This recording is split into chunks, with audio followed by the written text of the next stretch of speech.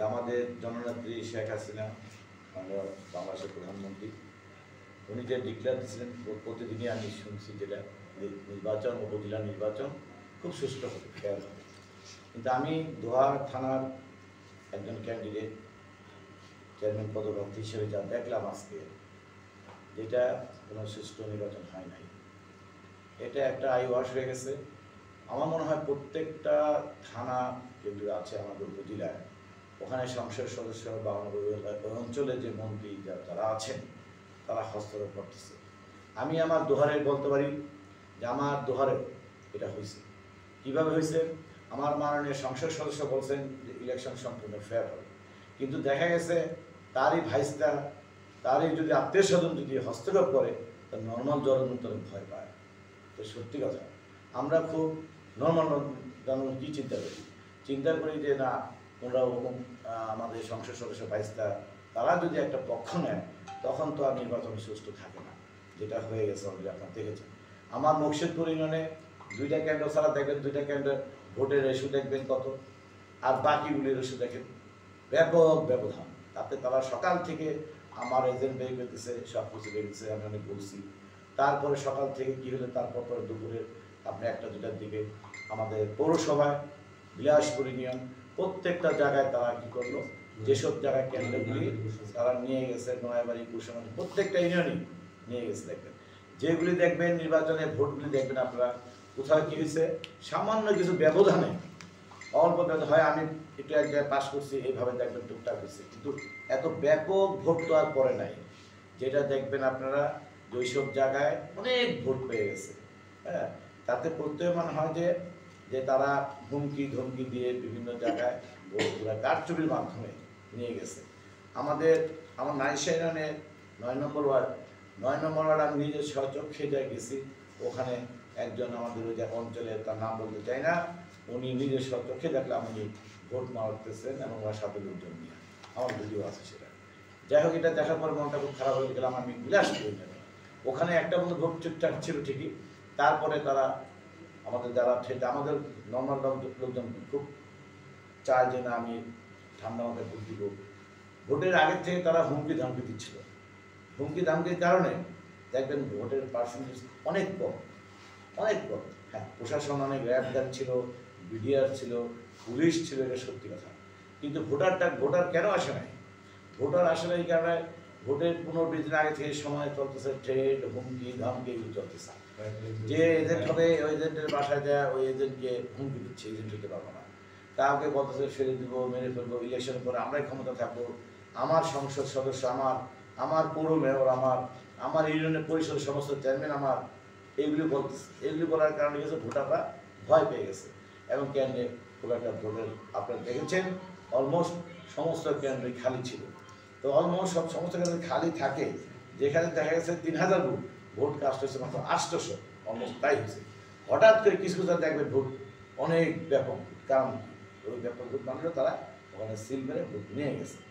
আমি দোহাবাসীদের সবাইকে বলতে চাই যে আসলে এগুলি সব আইওয়াস। এই ভোট আমি ব্যক্তিগত বলবো, আমি হারছি বা আমি বলবো আমি হারি নাই, আমার দোহারের জনগণ আমাকে অনেক ভোট দিচ্ছে। যদি ওটা মনে হয়, আপনাদের কাছে একটাই কোশ্চেন, যে ভোটে যদি চলতে থাকে ভবিষ্যতে কেন্দ্রে কেউ আর ভোট দিতে যাবে না, এটা সত্যি কথা। এটা আপনাদের মাধ্যমে আমি মাননীয় প্রধানমন্ত্রীও বলতে চাই, যেমন শেখ হাসিনা বলতে চাই, যে আপনি যে চাচ্ছিলেন এবার ভোটটা খুব ভালো হোক, যেন ভোটটা দেন, এই জন্য আপনি নৌকা মার্কেটে নিয়ে গেছেন যে সবাই স্বতন্ত্র ইলেকশন আসুক, ভোটাররা আসুক, কিন্তু সেই জিনিসটা মনে হয় হবে না। যারাই আপনারা ইলেকশন করতেছেন বা আছে বিভিন্ন ধাপে, আমার মনে হয় সেম জিনিসটাই হবে, ভোট ঠিক মতো হবে না, কোনো ভোটার আমার মনে হয় জানে না। কারণ এই ফার্স্ট ধাপে, প্রথম ধাপে যদি ইলেকশনে যদি যেটা ঘটলো দোহারে, আমি জানি অন্যান্য কী হয়েছে, দোহারে যেটা ঘটলো এটা মানে বিরল ব্যাপার। যে নর্মাল আমি যেসব কেন্দ্র আপনি দেখবেন, অনেক কেন্দ্রে দেখবেন খুব কম ব্যবধান, ভোটারের নেই, প্রত্যেকের কেন্দ্র খালি।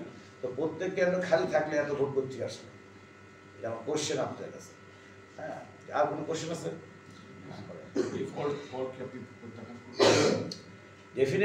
ডেফিনেটলি আমি প্রত্যাখ্যান করছি অনেক আগে, কিন্তু প্রত্যাখ্যান তো অবশ্যই, এটা কোনো ইলেকশনই হয় নাই, এটা সম্পূর্ণ একটা নাটক করে এবং ক্ষমতার জোরে ক্ষমতার জোরে তারা এগুলি করছে, যেটা দোহারবাসী বারবার ব্যথিত হচ্ছে। দোহারবাসী আশা করতেছিল যে এবার ইলেকশন হয়তো একটা কিছু হবে, নর্মাল জনগণ চাচ্ছিল একটা কিছু হবে, কিন্তু না, দেখলো সবাই, জনগণ সবাই দেখলো যে না, আসলে ভোটের কোনো মূল্য নাই, ভোটটা বলতে আর কিছু থাকলো না। আমার মনে হয় ভবিষ্যতে আর কোনো ভোটার কেন্দ্রে যাবে না, আমার বিশ্বাস। আমার একটু ডিস্টার্ব হয়ে গেছে, আমি এই কথাটা নিতে পারি নাই, আবার আমাকে একটু বলছেন। ভোটের মধ্যে ইনশাল্লাহ আমি ভালো ভোট পেয়েছি। যেখানে দেখবেন প্রচুর ভোট করছেন, ভোট মেরে নিয়ে গেছে, সেখানে আমি পাইছি 100 ভোট, 150 ভোট। এতে বোঝা যায় কি যে ওখানে ব্যাপক ভোট জালিয়াতি করছে তারা, ভোট জালিয়াতি করে আমাকে হারিয়ে দিয়েছে। এটা হলো বড় কথা। আর একটা প্রশ্ন আছে, সেটা হলো যে আমরা জেনেছি যে আমাদের অভিযোগ এসেছে যে আপনার কর্মীদেরকে মারধর করে, মানে জাল ভোট দিচ্ছে এমন খবর জেনে আপনার ওখানে জানিয়ে যাওয়ার পরে আপনাদের কর্মীদেরকে মারধর করা হচ্ছে, এমন খবর আমাদের দোহার বা নবপুজো কোথাও হয়নি। আসলে এর সত্যতা কি আছে? না, একটা হলো আপনাদের রায়পাড়া ইউনিয়নের চেয়ারম্যান সাহেব, উনি আমাদের অনেক কর্মীদের নিজেই শরীরে নিজে যে অনেক হুমকি দামকি মায়ের ধরেও করেছেন। তারপরে আপনি আমার ভাই আপনারা দেখেছেন, আমার ভাই একটা কেন্দ্রে গেছিলো, যখন শুনতেছিল জাল ভোট মারতেছে, ওখানে কেন্দ্রে যাওয়ার পরে আমার ভাইয়ের ড্রাইভারকে এবং আমার 2জন কর্মীকে, 5 জন কর্মীকে তারা আহত করে, এবং আমার ভাইয়ের ড্রাইভার এখনো মৃত্যুসজ্জা আছে, ঢাকা একটা হসপিটালে ভর্তি আছে। এই যে ঘটনা ঘটলো বা এই নির্বাচনের ফল, আহত, জাল ভোট, আপনি কি চাচ্ছেন? না, আসলে আসলে আসলে রাষ্ট্রীয় যখন পুরো একটা কিছু ধ্বংস হয়ে যায়, মনে করি এটা একটা উপজেলা, ঠিক আছে, আমি মনে করি বাংলাদেশের অবস্থা আমি জানি না কি অবস্থা। আপনি অনেকে আমার কোশ্চেন করছে, আপনি কি থানায় জিডি করছে, জিডি করে কি লাভ হবে? জিডি করে কোনো লাভ হবে না, কারণ জিডি করে কোনো বেনিফিট পাওয়া যাবে আমার মনে হয় না, কারণ এটা জিনিসটা পুরো আমাদের মানে সিস্টেমটাই ধ্বংস হয়ে গেছে। যে একটা মানুষের নর্মাল একটা লোকের, আমি ইঞ্জিনিয়ার মেহবুব কবির, আমি একজন ক্যান্ডিডেট, আমার ভাই প্রধান এজেন্ট, সে তার গাড়ির উপরে অ্যাটাক করছে, তার ড্রাইভারকে মারধর করে মৃত্যুসজ্জা নিয়ে গেছে, তো নর্মাল জনগণ কী করবে বলেন? তো জিডি করে কোনো লাভ নেই, জন্য আমরা মনে হয় থানায় জিডি করবো কি করবো না এখন না, থানার বিষয় নয়, আমরা যেহেতু নির্বাচনের ফল হয়েছে, একটা ফল দিয়েছে, এটা কি নির্বাচন কমিশনে কোনো অভিযোগ করেছেন বা কোনো? হ্যাঁ, অলরেডি আমরা এই কেন্দ্রগুলির নাম দিয়ে নির্বাচন কমিশনের কাছে আমরা লিখিত অভিযোগ করেছি, এবং যে কেন্দ্রে আমি সরাসরি গিয়েছি, যেখানে দেখছি জাল ভোট চলতেছে, সেই কেন্দ্রের যে প্রিজাইডিং অফিসার ছিল, আমার ভিডিওতে সেটা আছে, তাকে আমি যখন বললাম যে আপনার বই কোথায়, ব্যালট পেপার কোথায়, আপনি এখানে জাল ভোট মারতেছেন, সে আমাকে বলতেছে যে আমি তো ভাই জানি না, মহিলা মানুষ, সে সব বিশ্বাসে বলে ফেলছে, আমি কোনো সাইনও করি নাই, আমি কোনো সিগনেচার করি নাই। তখন আমি জিজ্ঞেস করলাম, তাহলে সাইন করেন নাই, আপনি কোনো সিল দেন নাই, তাহলে সেই ভোটটা কীভাবে কাউন্ট করবেন? যে উনি বললেন না, এটা বাদ হয়ে যাবে, এটা বাদ হয়ে যাবে।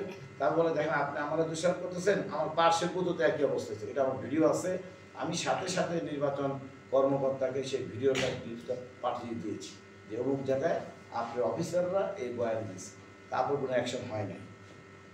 আচ্ছা, আপনি এই ফলাফল প্রত্যাখ্যান করে পুনর্নির্বাচনের দাবি জানাবেন কিনা নির্বাচন কমিশনে?